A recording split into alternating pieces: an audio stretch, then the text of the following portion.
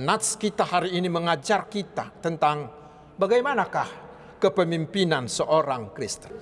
Biasanya orang yang ambisi menjadi pemimpin dan menjadi penguasa adalah mereka yang merasa dirinya lebih layak, merasa dirinya lebih mampu, merasa dirinya lebih besar dari orang lain, merasa mempunyai superioritas. Bila di antara perkumpulan orang-orang ada orang yang ambisi, maka perkumpulan itu lambat laun akan mengalami konflik. Kita harus terus berdoa agar di sinode Godang HKBP yang akan datang tidak terjadi hal seperti itu. Mengapa orang mau menjadi orang besar? Mengapa orang mau menjadi pemimpin? Banyak yang bermotif besar. Karena mereka ingin melayani, ingin mengembangkan sesuatu yang mereka miliki yang berguna bagi rakyat banyak, bagi orang banyak. Tetapi saudaraku, tidak sedikit seperti yang dikatakan oleh Tuhan Yesus di ayat 42 ini. Yaitu karena mereka ingin berkuasa, ingin menguasai, ingin menindas orang lain. Terutama ingin mengambil lebih banyak untuk dirinya.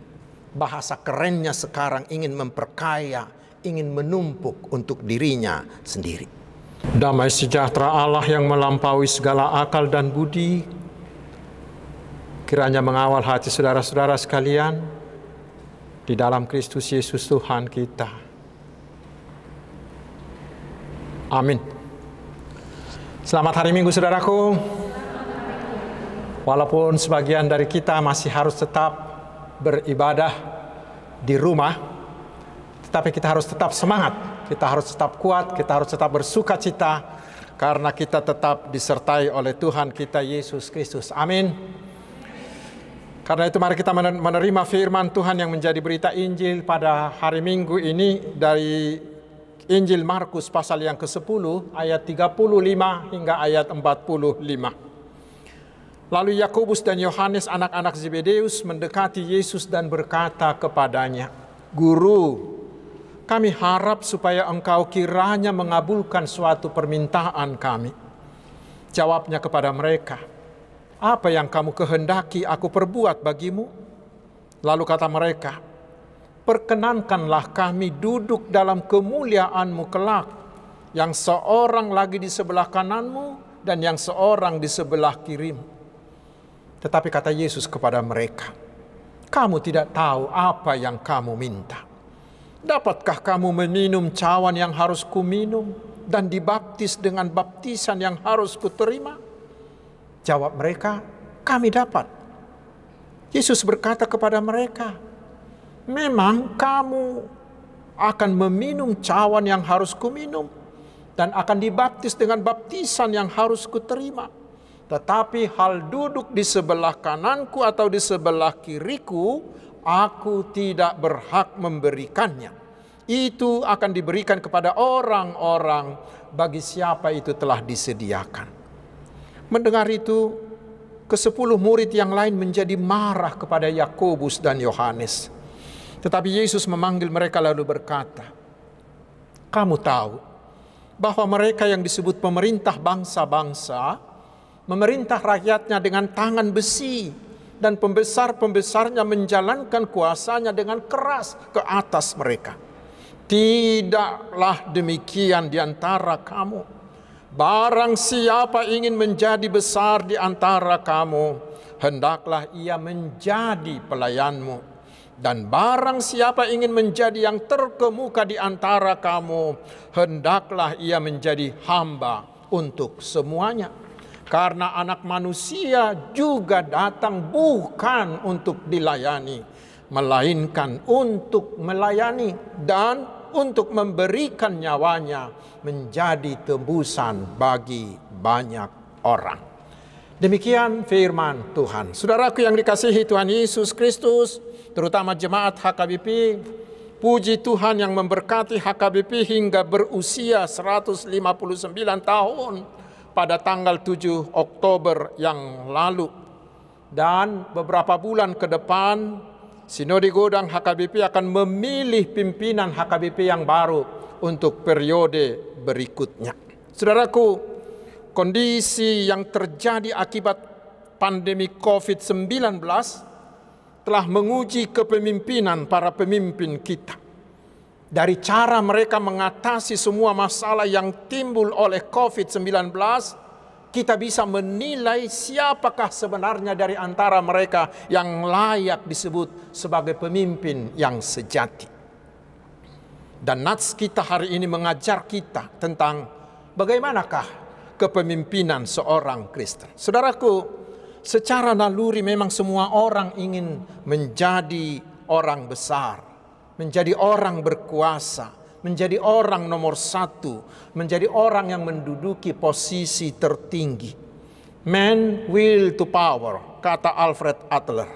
Jala halak batak marsitasi tahun, asa dapot sadada holan hagabiu dohot hamoraon, alai dohot donang hasangapon kekuasaan. Adongko halak musemadok lebih baik menjadi kepala kecil daripada menjadi jongos besar, kata orang-orang. Dan untuk memperoleh kekuasaan tersebut, orang mau melakukan apa saja. Ada cara yang benar, yaitu dengan ilmu yang tinggi, dengan karya yang besar, dengan kerja keras. Tetapi tidak sedikit yang menggunakan cara yang kurang baik, dengan main curang, main sogok, main suap, dengan kudeta, dengan nepotisme, dan katanya ada yang main dukun. Dan bahkan ada yang sampai menjual imannya, ganti agama demi sebuah kedudukan. Saudaraku, rupanya keinginan untuk menjadi orang besar itu juga ada pada dua orang bersaudara dari murid Yesus, yaitu Yakobus dan Yohanes anak Zebedeus. Mereka tidak hanya ingin masuk ke sorga, tetapi mereka ingin menjadi pemimpin, menjadi orang besar, menjadi orang yang berkuasa di kelompok Tuhan Yesus yang mereka lihat adalah Mesias yang akan memulihkan takhta kerajaan Daud. Dan cara yang mereka tempuh adalah dengan nepotisme, karena ibu mereka Marpariban, kakak adik dengan Maria, ibu Yesus. Saudaraku, biasanya orang yang ambisi menjadi pemimpin dan menjadi penguasa adalah mereka yang merasa dirinya lebih layak, merasa dirinya lebih mampu, merasa dirinya lebih besar dari orang lain, merasa mempunyai superioritas. Dan mungkin kedua murid ini juga demikian, merasa telah berbuat lebih banyak ketimbang murid-murid yang lain. Tetapi murid-murid yang lain juga seperti itu. Karena itulah murid yang lain langsung marah kepada kedua orang itu, karena mereka juga merasa mereka layak, mereka mampu. Dan rupanya ingin juga seperti Yakobus dan Yohanes. Mereka berpikir, kok cuma mereka? Apa kami ini juga nggak bisa? Saudaraku, ambisi seperti ini, itulah yang memicu konflik di antara mereka dan di antara kita juga. Bila di antara perkumpulan orang-orang ada orang yang ambisi, maka perkumpulan itu lambat laun akan mengalami konflik. Kita harus terus berdoa agar di sinode Godang HKBP yang akan datang tidak terjadi hal seperti itu. Tetapi biarlah semua sinodisten, terutama yang menjadi calon-calon, merasa dirinya tidak layak, merasa orang lain lebih mampu dari dia. Selanjutnya, mengapa orang mau menjadi orang besar? Mengapa orang mau menjadi pemimpin? Banyak yang bermotif besar, karena mereka ingin melayani, ingin mengembangkan sesuatu yang mereka miliki yang berguna bagi rakyat banyak, bagi orang banyak. Tetapi saudaraku, tidak sedikit seperti yang dikatakan oleh Tuhan Yesus di ayat 42 ini, yaitu karena mereka ingin berkuasa, ingin menguasai, ingin menindas orang lain, terutama ingin mengambil lebih banyak untuk dirinya. Bahasa kerennya sekarang ingin memperkaya, ingin menumpuk untuk dirinya sendiri. Saudaraku, Dalam nats ini Tuhan Yesus menjungkir balikkan semua pikiran-pikiran jahat seperti itu. Dan Tuhan Yesus mengajarkan sebuah bentuk gaya kepemimpinan yang besar, gaya kepemimpinan seorang Kristen sejati. Menurut Tuhan Yesus dalam nats ini ada dua hal yang harus dilakukan seseorang agar dia layak disebut pemimpin atau orang besar. Apakah itu? Yang pertama kita baca di ayat 37 ketika Yesus berkata, "Dapatkah kamu meminum cawan yang harus kuminum dan dibaptis dengan baptisan yang harus kuterima?" Apa artinya itu? Artinya untuk menjadi seorang pemimpin dan menjadi seorang besar harus ada harga yang harus dibayar. Ada harga yang harus dibayar yang sangat berat, yaitu bersedia menderita karena menyaksikan kebenaran Kristus. Seseorang disebut orang besar dan pemimpin bila dia mampu membuat kebenaran Tuhan Yesus sebagai harga mati dan mau menerima risiko apapun untuk mempertahankan kebenaran Tuhan Yesus. Karena itu bila seseorang masih mau korupsi, apakah dia bernama Kristen? Kalau seseorang masih mau bersikap bunglon, pasti orang tersebut tidak memenuhi kriteria tersebut. Tetapi mau menderita karena Kristus, itulah pemimpin yang sejati. Itulah orang besar yang sebenarnya. Dan yang kedua kita baca di ayat 43 dan 4 sampai 45. Di sana disebutkan bahwa seseorang disebut pemimpin atau orang besar bila dia mau dan mampu menjadikan pelayanan bagi sesamanya sebagai cita-cita tertingginya. Bila dia mau dan mampu menjadikan pelayanan bagi sesamanya sebagai cita-cita tertingginya. Bila kepemimpinannya adalah untuk melayani orang lain. Karena itu menurut Tuhan Yesus ukuran kebesaran seseorang pemimpin bukanlah pada berapa besar kekuasaannya, berapa banyak kekuatannya, berapa banyak hartanya, berapa hebat pangkatnya, gelarnya atau ilmunya. Sama sekali tidak. Tetapi ukuran kebesaran seseorang pemimpin bergantung pada seberapa rela dia melayani orang lain, seperti yang ditunjuk pada epistel dari Keluaran 18 ayat 21 tadi, yaitu pemimpin yang melayani. Seorang pemimpin yang disebut pemimpin besar bergantung pada berapa banyak orang yang dia layani, bagaimana komitmennya untuk melayani orang lain, terutama mereka yang tersisih, mereka orang-orang kecil, melayani kelompok marginal dan kelompok yang sering terlupakan.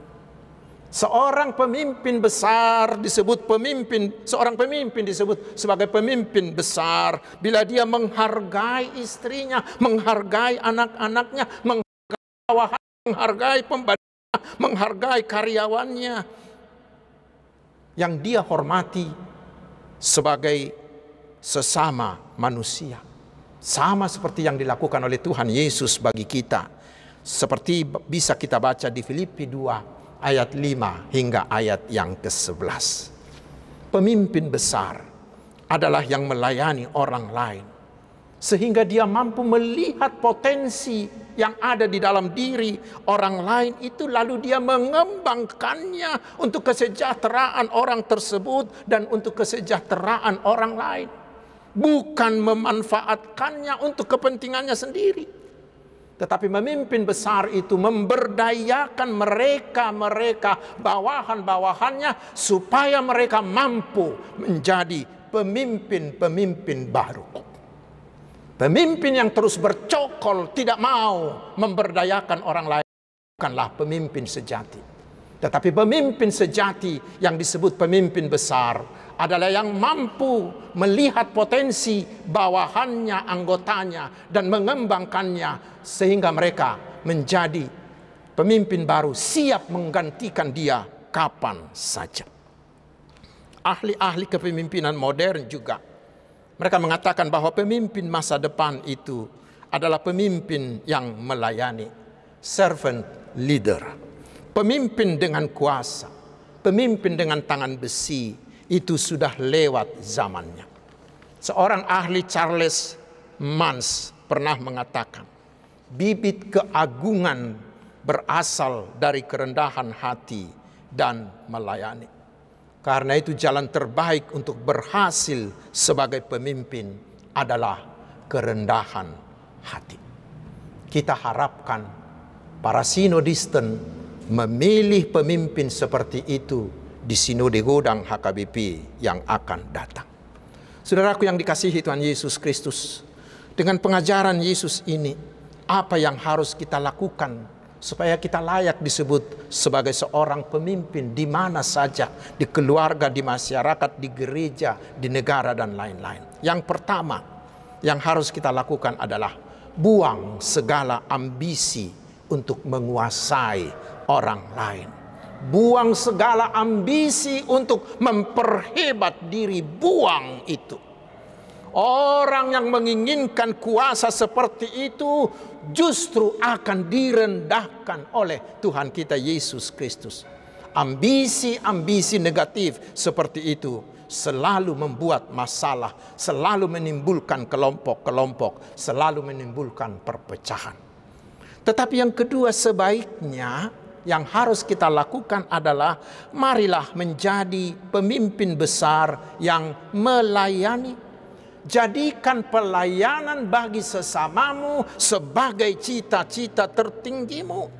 Dan lakukan itu bukan untuk cari muka, bukan untuk dipuji, bukan supaya disiarkan di televisi agar dilihat orang supaya menjadi sensasi. Jangan. Tetapi lakukan itu hanya untuk dan hanya oleh karena Tuhan Yesus. Karena Dia telah terlebih dahulu mengasihi, melayani kita dengan pengorbanannya di kayu salib. Saudaraku, ingat, kita tidak akan pernah menjadi hina bila kita melayani saudara-saudara kita yang dianggap hina itu. Kita tidak pernah menjadi hina bila kita melayani orang-orang yang dianggap hina. Tetapi bila kita melayani mereka, mari saudaraku lihat hasilnya. Lihat betapa harmonisnya satu keluarga bila semua anggota keluarga itu saling melayani karena mereka meneladani Kristus. Dakkola ripe si taruang mangan, terlumu biak kadang aku ama-ama. Tetapi bapak-bapak juga harus melayani keluarganya, ibu-ibu juga, anak-anak juga saling melayani karena meneladani Kristus. Tetapi betapa hancurnya sebuah keluarga bila semuanya anggota keluarga ingin dilayani, ingin menjadi kepala. Tetapi mereka yang mau untuk saling melayani akan menjadi keluarga yang harmonis dan menjadi bahagia. Demikian juga dengan di Huria. Bila semua ruas Parhalado dan semua hamba-hamba Tuhan mau menawarkan dan mempersembahkan dirinya untuk melayani murni, untuk meneladani Tuhan Yesus Kristus, pasti Huria itu akan menjadi Huria yang harmonis. Dan pasti Huria itu akan diminati oleh semua orang. Karena itulah kita harus terus berdoa agar Sinode Godang HKBP yang akan datang memilih pemimpin HKBP yang seperti itu, yang rendah hati, yang hanya mau melayani saja. Dan saudaraku, saat ini Tuhan Yesus sangat membutuhkan banyak orang menjadi mitra kerjanya. Karena itulah Yayasan BKS Marturia ini terus berjalan. Karena kami ingin menjadi mitra Allah untuk melayani orang lain, melayani mereka yang malas ke gereja, melayani mereka yang sakit di rumah sakit dan di rumah, melayani anak-anak muda yang bingung, yang ragu-ragu, atau mungkin sudah terbawa arus dunia, melayani mereka yang putus sekolah karena miskin, melayani mereka yang butuh modal kerja, terutama melayani mereka yang terdampak oleh pandemi corona ini. Bila kita mau melakukannya, saudaraku, kitalah pemimpin yang terbesar. Mari, bila semua kita ingin menjadi besar, mari berikan dirimu untuk melayani. Karena itu, saudaraku, bila Anda ingin menjadi orang terbesar, pertama, jadikan Yesus dan kebenarannya menjadi harga mati bagimu. Artinya apapun yang terjadi, saudara mau mengikut Yesus dan mau memberitakan kebenarannya di mana saja. Dan yang kedua, jadikan pelayanan bagi sesamamu sebagai cita-cita tertinggimu. Melayani siapapun, dimanapun, karena Tuhan Yesus. Jangan pernah bercita-cita agar banyak orang menjadi pelayanmu. Jangan. Tetapi jadilah pelayan yang menghamba, yang melayani seperti Tuhan Yesus. Tuhan Yesus memberkati kita. Amin.